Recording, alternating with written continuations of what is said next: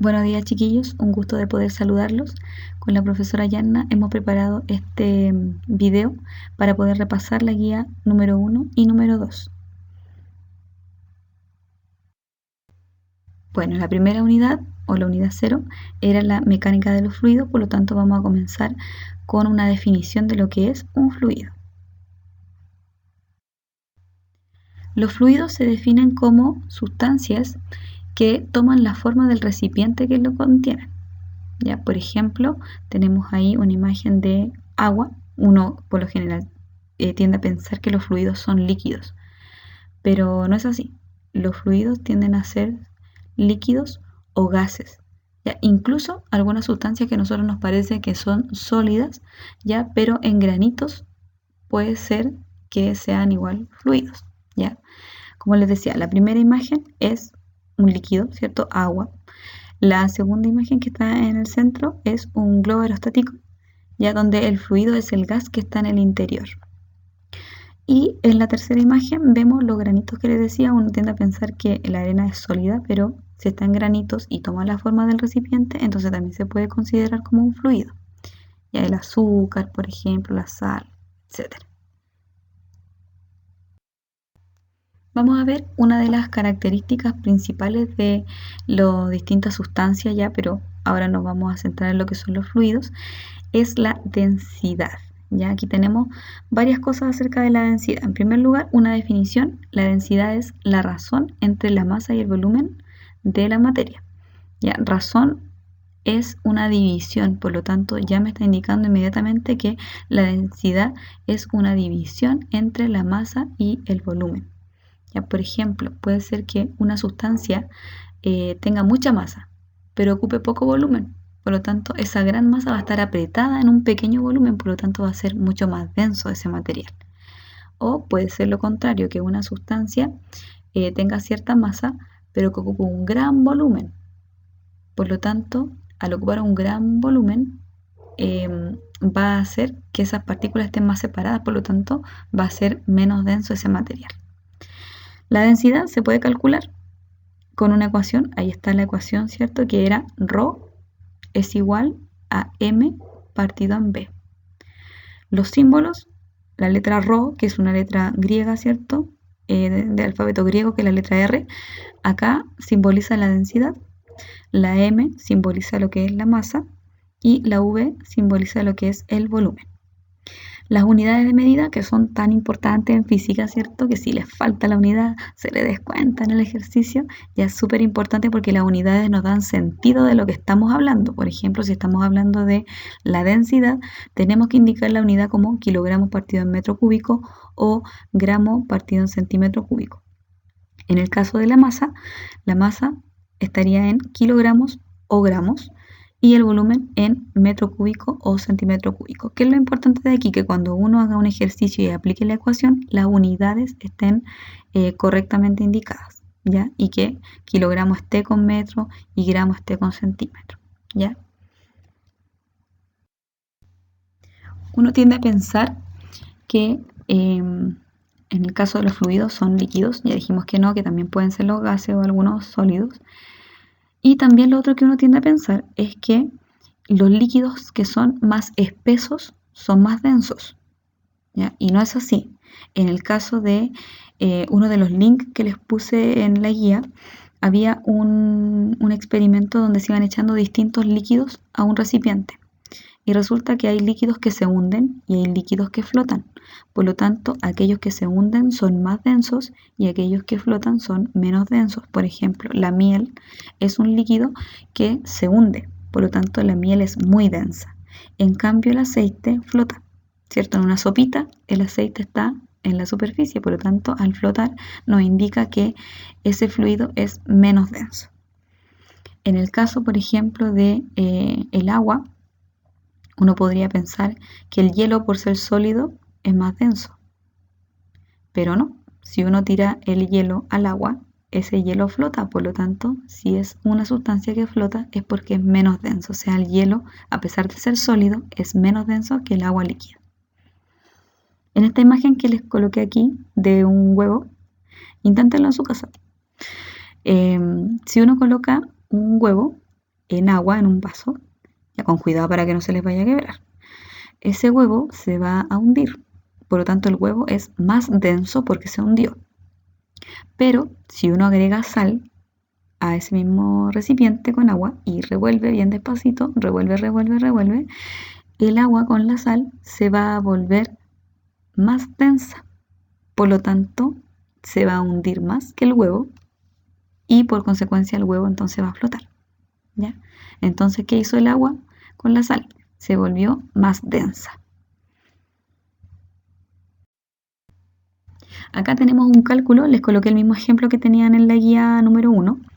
Es un cálculo de la densidad, ¿ya? Con la ecuación que les coloqué al principio. Este es un ejemplo, ¿cierto? Dice ahí cuál es la densidad de un fluido que ocupa 30 centímetros cúbicos si su masa es de 0,5 kilogramos. Les di las unidades cambiadas justamente para que hicieran el ejercicio de convertir. Primero destaco los datos, la masa, el volumen, y luego indico inmediatamente convertir unidades. ¿Ya? Por lo tanto, bueno, ahí ustedes pueden convertir la que quieran, pero es más fácil convertir la masa porque no tiene cúbico. ¿Ya? Por lo tanto, cambié los 0,5 kilogramos a gramos y medio 500. Eso lo pueden hacer con un convertidor de unidades nomás en una aplicación en el teléfono o en internet, como quieran. O convertir manualmente, ¿cierto? Con una regla de 3, 1 kilogramo son 1000 gramos y ahí hacer la conversión. Luego de convertir, se aplica la ecuación. La ecuación indica ahí una división, por lo tanto reemplazo la masa arriba, el volumen abajo, hago la división en una calculadora y me da ese valor. Ya usamos 2 decimales si es que nos quedan decimales. Y con las unidades que corresponden, la masa me quedó en gramos, el volumen en centímetro cúbico. La presión en sólidos. Esto también era parte de la guía número 1. Resulta que para analizar la presión en los fluidos, primero uno debe manejar el concepto de la presión en lo más básico, que es los sólidos. Ya cuando uno aplica una fuerza sobre un cuerpo, ¿ya? Y este cuerpo se mueve, entonces yo estoy realizando trabajo. Pero si yo aplico fuerza sobre un cuerpo y este cuerpo no se mueve y yo lo empujo y no se mueve, lo que estoy haciendo finalmente es hacer presión sobre ese cuerpo. Entonces, acá en la presión en sólido vamos a comenzar con la misma estructura de la densidad. Primero tenemos una definición. Los sólidos se caracterizan por tener una presión así, la fuerza que se aplica sobre cierta área.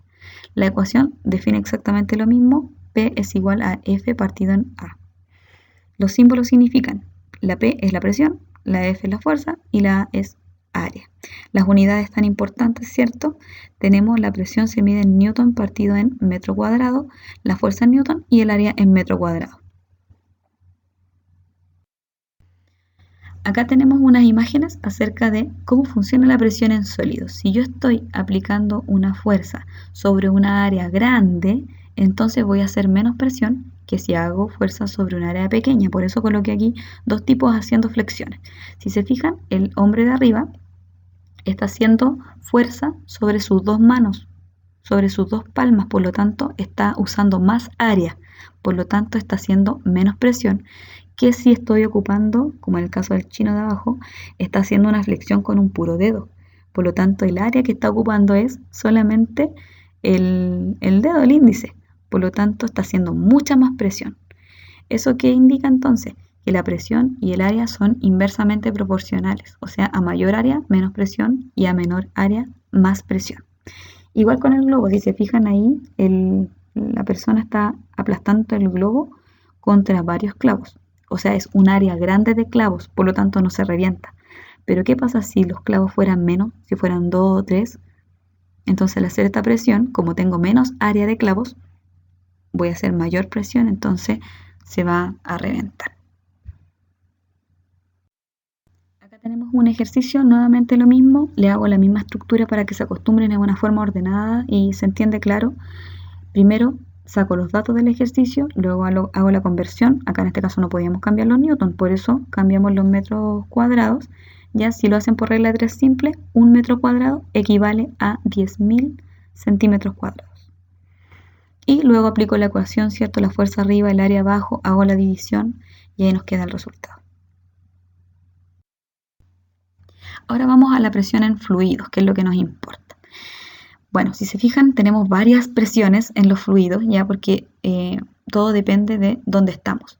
La atmósfera es un gran fluido que nos aplasta a nosotros, ¿cierto? Y nosotros estamos sumergidos dentro de esta atmósfera, por lo tanto, la presión que nos hace la atmósfera es una presión que siempre tenemos que tener pendiente. Y para calcular, dependiendo de la presión que voy a calcular, es si la voy a usar o no. ¿Ya? La presión atmosférica en nuestra atmósfera a nivel del mar es una atmósfera. Y una atmósfera, porque obviamente tenemos solo una atmósfera sobre nuestras cabezas, equivale a 101.325 pascales. ¿Ya? Esa presión atmosférica, fíjense que la destaqué como P sub 0. Luego tenemos la presión manométrica, que sería la presión que yo tengo en un fluido, en algún punto del fluido. Y acá dice considerando la altura, que en este caso en paréntesis puse profundidad, porque si bien es la altura, porque es la letra H la que se ocupa en esta ecuación, más bien es la profundidad que hay desde la superficie del fluido hacia abajo. Ya lo vamos a ver en alguna oportunidad más adelante. Y tenemos finalmente la presión absoluta, que sería la presión que hay en un fluido, que es la presión manométrica, más la presión atmosférica. Como les decía, aquí necesito saber la presión atmosférica para calcular la absoluta. Es la suma de las dos presiones. Bueno, la presión atmosférica, como les decía, es la presión o la fuerza que ejerce la atmósfera sobre nosotros. Si se fijan acá en esta imagen, tenemos una columna pequeña de aire sobre la colina. Por lo tanto, ahí hay menos presión atmosférica que la población que tenemos acá abajo en el valle. Tenemos una columna más grande de aire, por lo tanto hay más presión. ¿Ya? Y acá, si se fijan, hay esos como recipientes con una columna ahí de vidrio, son manómetros. Y esos manómetros miden cuánta presión atmosférica hay a nivel del mar o sobre una colina. Y ahí se ve que a nivel del mar tenemos una atmósfera, pero a medida que voy subiendo tengo menos presión de aire, por lo tanto el valor es menos que 1. En la presión manométrica tengo una estructura similar a los otros mapas conceptuales. La definición, ahí está, presión que se ejerce sobre la profundidad de algún fluido. La ecuación, que es ρ por gravedad por altura, ¿ya? Y ρ es la densidad del fluido, ¿ya? Aquí destaqué presión manométrica P sub m. Y la presión manométrica que voy a calcular se mide en pascales. Acá tenemos ejemplo de la presión manométrica. Tenemos una persona buceando, ¿ya? Que tiene toda esa columna de agua, por lo tanto de fluido, y está a cierta profundidad, por lo tanto tengo cierta presión manométrica ahí. En el caso de los vasos que están al medio, tengo el corcho que está más hundido, siente más presión manométrica que el corcho que está flotando, ya que tengo una columna menor de fluido sobre este corcho que está flotando. Y con las densidades también tengo una cosa importante, ya que estoy destacando la densidad.